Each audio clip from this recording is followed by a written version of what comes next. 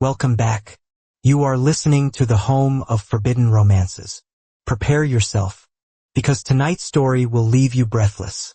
The knife quivered in my hand, the tip hovering just an inch from the canvas that held the last 3 months of my soul. "Do it," Darian whispered, his voice a velvet caress against the shell of my ear, though he stood 3 feet away. "Slash it, Julian. Destroy the masterpiece.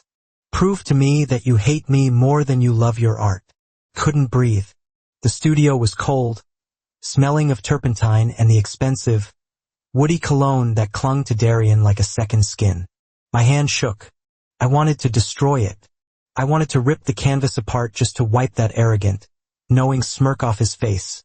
The face of the man who owned my debt, my house, and as of lately, my sanity. But looking at the painting, a chaotic storm of grays and violent reds that looked suspiciously like his eyes, I hesitated. "You can't," he murmured, closing the distance. His hand, large and warm, wrapped around my wrist, covering the tremble. "Because you know this isn't just paint, Julian. It's us." The fall didn't happen all at once. It was a slow, agonizing slide into hell, greased by my father's addiction. I was Julian Vane, the prodigy of the downtown district, known for moody cityscapes and an aversion to the press. I lived for the smell of oil paint and the solitude of my loft. But solitude is expensive, and my father, Elias, had been gambling away money we didn't have since I was 12. I thought I had managed it. I thought selling a few pieces to private collectors kept the sharks at bay. I was wrong. The sharks were just waiting for the whale. The day the gavel dropped, it wasn't in a courtroom. It was in my studio. 2 men in charcoal suits, thick-necked and grim, stood by the door while he walked in. Darian Thorne. Even in the low light of the loft, he seemed to absorb the atmosphere, turning the air heavy. He was taller than the photos in the Business Weekly suggested, broad-shouldered in a 3-piece suit that cost more than my lifetime earnings. His hair was the color of raven feathers, swept back to reveal a face carved from marble, sharp jaw, high cheekbones, and eyes the color of steel in winter. "Elias owes the Thorne Syndicate $4 million, Darian said. He didn't shout. He didn't need to. His voice was a low baritone that vibrated through the floorboards. My father was sobbing in the corner, a pathetic heap of regret. "Julian, tell him you can paint it off. You have the exhibition next month." "The exhibition won't cover $4 million, Elias," Darian said, his eyes never leaving mine. He looked at me not like a person, but like an auction lot. He was appraising me. "However, I am a collector, and I am willing to accept alternative collateral."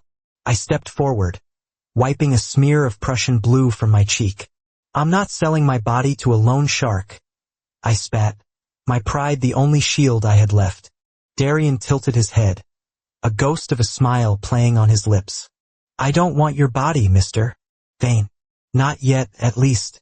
I want your talent. You will come to my estate. You will live there. And you will paint a collection exclusively for me until I deem the debt settled." "And if I refuse?" Darian glanced at my father, then back to the window, where the city lights flickered. "Then Elias's creditors, the ones less civilized than myself, will come for his fingers. And then yours. Hard to hold a brush without thumbs, Julian." The logic was brutal. The threat was real. "Fine," I whispered, the word tasting like ash. "I'll be your prisoner." "Guest," Darian corrected, his eyes darkening. "You'll find I can be a very generous host." The Thorne estate was less a house and more a fortress disguised as a Gothic cathedral. It sat on a cliff overlooking the ocean, isolated, grand, and suffocating. My cell was the entire north wing. To my confusion, Darian had retrofitted the sunroom into a state-of-the-art studio. North-facing light, floor-to-ceiling windows, unlimited supplies of the finest pigments, imported canvases. It was a dream wrapped in a nightmare.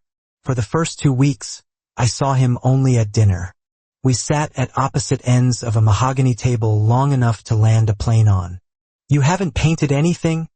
Darian remarked one evening, cutting into a rare steak. The blood from the meat pooled on the white porcelain. Inspiration doesn't work on a schedule, I snapped, picking at my risotto. Especially not under duress. You aren't under duress.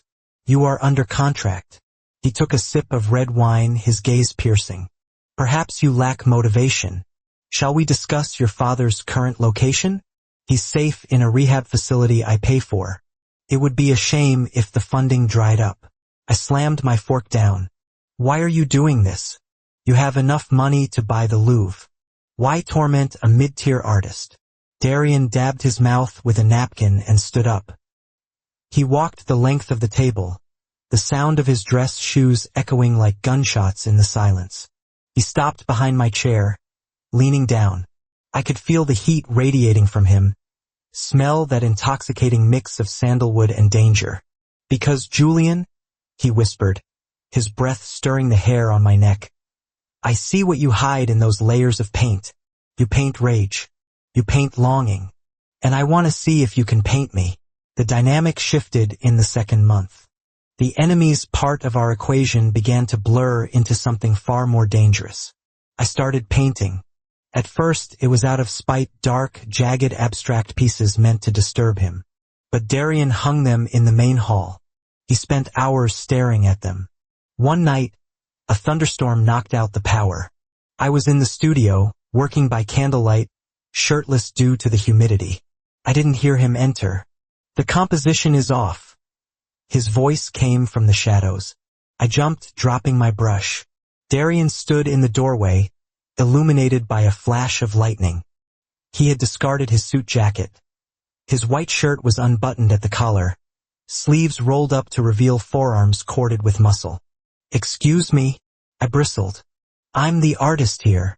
You're holding back, he said, walking into the room. He didn't stop until he was right in front of me. The air between us crackled, charged with static and unspoken things. You're painting the storm outside, Julian. But you're ignoring the storm inside. I don't know what you mean. Don't lie to me. He reached out, his fingers grazing my bare shoulder. His touch was electric, sending a shockwave straight to my groin. I gasped, betraying myself. Darian's eyes dropped to my lips, then back to my eyes. You hate me because I own you, but you crave this control. You like that I forced you here because it gave you an excuse to stop worrying about the world and just be. That's twisted. I breathed, though my heart hammered against my ribs like a trapped bird. Is it? He took my hand, the one covered in paint, and brought it to his face. He pressed my paint-stained fingers against his cheek. Paint this, Julian. Paint the man you hate. Paint the monster. That night I didn't sleep. Painted him. I painted the sharp angles of his face, the cruelty of his mouth, and the inexplicable sorrow I thought I saw in his eyes. It was a slow burn that consumed us both. Small touches, lingering glances.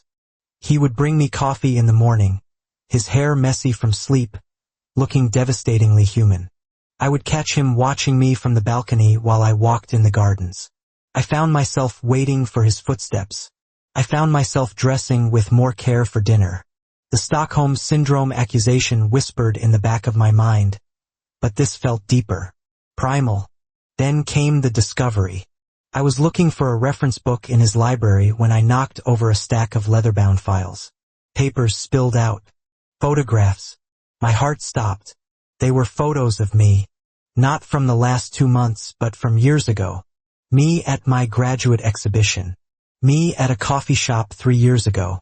Me arguing with my father outside a casino. And a dossier. Project Vane. I read the documents, my hands shaking. Darian hadn't stumbled upon my father's debt. He had bought it. He had systematically acquired every IOU my father had signed over the last 5 years. He had engineered this whole situation. Why? I whispered to the empty room. Because it was the only way to save you. I spun around. Darian stood there, looking weary. For the first time, the armor of the ruthless CEO was gone. You stalked me? I accused, tears of betrayal stinging my eyes. You manipulated my life, ruined my father, just to, what? Collect me? To protect you. Darian's voice rose, cracking with an emotion I hadn't heard before. Do you have any idea who held your father's debt before me? The Red Vipers. They don't take collateral, Julian. They take lives.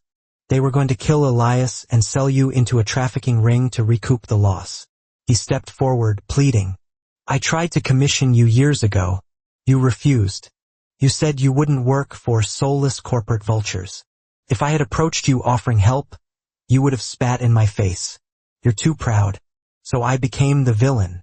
I bought the debt. I brought you here where my security could watch you 24/7. You made me a prisoner to save me? I laughed, a broken, hysterical sound. And the art? The demands. I needed a reason for you to stay that you would accept, Darian said softly.